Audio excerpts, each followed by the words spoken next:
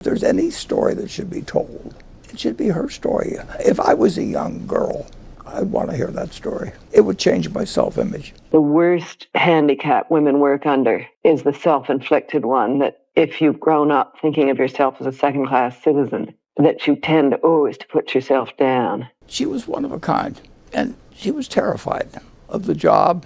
She knew she could do things, but she'd been told all her life that she wasn't, and that females didn't do things. I mean, her mother told her, nobody's interested in listening to you. And so all of a sudden, here she is, and she had an all-male board that was waiting for her, and all they wanted was her to stay home and cash the dividend checks.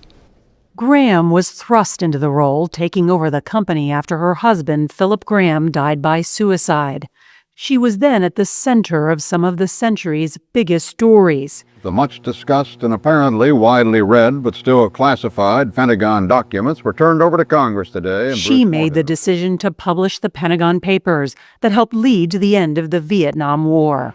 5 men with bugging gear were found in Democratic headquarters here in the Watergate building. It was Katharine Graham who supported the investigative journalism that led to President Nixon's resignation after Watergate. I shall resign the presidency effective at noon tomorrow. Why did you invest in the Washington Post in the first place? Well, it was ridiculously cheap. You saw a bargain. Oh, it was a super bargain. It was worth at least $500 million and was selling for $100 million. At the center of the story is an unlikely friendship that began on June 4th, 1973. Ah, this is the letter. That's the famous letter. The famous letter. When Buffett sent Graham a letter after buying a significant amount of the Washington Post Company's stock. I said, I'll never buy another share unless you personally okay it. And I signed a document, and we became friends.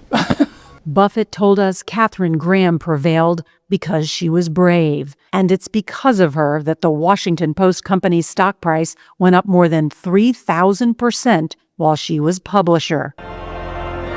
Graham died in 2001, and Buffett served as an usher at her funeral.